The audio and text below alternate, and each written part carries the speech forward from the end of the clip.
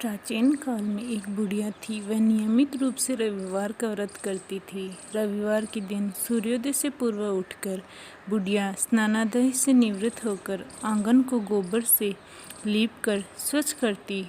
तदुपरांत सूर्य भगवान की पूजा करती तथा कथा सुनकर सूर्य भगवान को भोग लगाकर दिन में एक समय भोजन करती। इसी तरह रविवार का व्रत करती। सूर्य भगवान की कृपा से बुढ़िया को किसी प्रकार की कोई चिंता व कष्ट नहीं था। उसका घर धन धान्य से भरा हुआ था। उस बुढ़िया को सुखी देख उसकी पड़ोसन उससे बहुत जलती। बुढ़िया रोजाना पड़ोसन के आंगन में बंधी गाय का गोबर लाती और अपना घर लीपती। शनिवार के दिन रात को पड़ोसन ने अपनी गाय को घर के भीतर बांध दिया ताकि बुढ़िया अपना घर न लीप सके। रविवार को गोबर न मिलने से बुढ़िया अपना आंगन नहीं लीप सकी। आंगन न लीप पाने के कारण उस बुढ़िया माई ने सूर्य भगवान को भोग भी नहीं लगाया और उस दिन स्वयं भी भोजन नहीं किया। सूर्यास्त होने पर बुढ़िया माई भूखी प्यासी सो गई। रात्रि में सूर्य भगवान ने उसे स्वप्न में दर्शन दिए और व्रत न करने तथा उन्हें भोग न लगाने का कारण पूछा। बुढ़िया ने बहुत ही करुण स्वर में पड़ोसन के द्वारा घर के अंदर गाय बांधने और गोबर न मिल पाने की बात बोली। सूर्य भगवान ने अपनी अनन्य भक्त बुढ़िया की परेशानी का कारण जानकर उसके सब दुख दूर करते हुए कहा, हे माता, तुम प्रत्येक रविवार को मेरी पूजा और व्रत करती हो। मैं तुमसे अति प्रसन्न हूँ और तुम्हें ऐसी गाय प्रदान करता हूँ जो तुम्हारे घर आंगन को धन धान्य से भर देगी। तुम्हारी सभी मनोकामनाएं पूरी होगी। स्वप्न में उस बुढ़िया को ऐसा वरदान देखकर सूर्य भगवान अंतर्ध्यान हो गए। प्रातःकाल सूर्योदय से पूर्व उस बुढ़िया की आंखें खुली तो वह अपने घर के आंगन में सुंदर गाय और बछड़े को देखकर हैरान हो गई।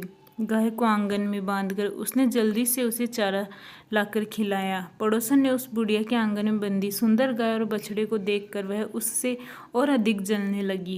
तभी गाय ने सोने का गोबर किया। गोबर को देखते ही पड़ोसन की आंखें फट गई। पड़ोसन ने उस बुढ़िया को आसपास न पाकर तुरंत उस गोबर को उठाया और अपने घर ले गई तथा अपनी गाय का गोबर वहां रख दिया।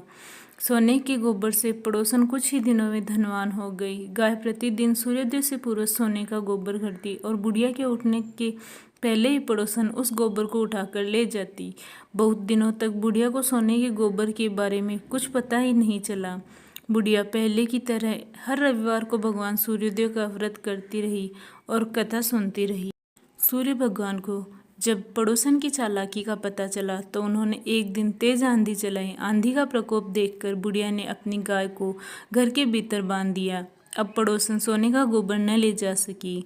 सुबह उठकर बुढ़िया ने सोने का गोबर देखा तो उसे बहुत आश्चर्य हुआ।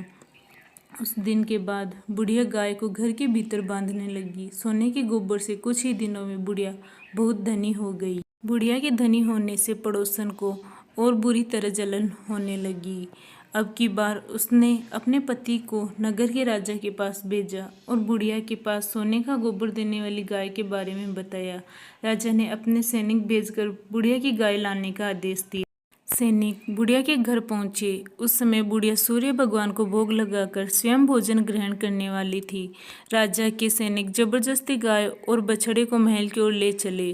बुढ़िया ने प्रार्थना की, बहुत रोई चिल्लाई, लेकिन राजा के सैनिक नहीं माने। गाय व बछड़े के चले जाने से बुढ़िया को बहुत दुख हुआ। उस दिन उसने कुछ नहीं खाया और भूखी प्यासी सारी रात सूर्य भगवान से गाय व बछड़े को लौटने के लिए प्रार्थना करती रही।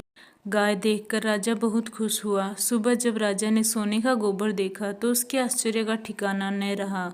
उधर सूर्य भगवान को भूखी प्यासी बुढ़िया को इस तरह प्रार्थना करते देख उस पर बहुत दया आई। उसी रात सूर्य भगवान ने राजा को स्वप्न में कहा, राजन, बुढ़िया की गाय व बछड़ा तुरंत लौटा दो, नहीं तो तुम पर विपत्तियों का पहाड़ टूट पड़ेगा, तुम्हारे राज में भूकंप आएगा, तुम्हारा महल नष्ट हो जाएगा।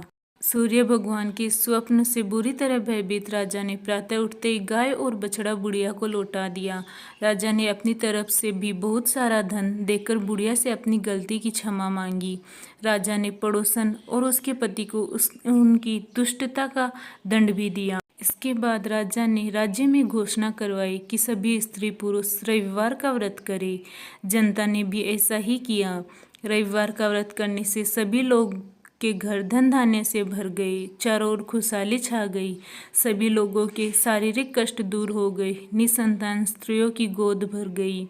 राज्य में सभी स्त्री पुरुष सुखी जीवन यापन करने लगे। जय हो सूर्यदेव की।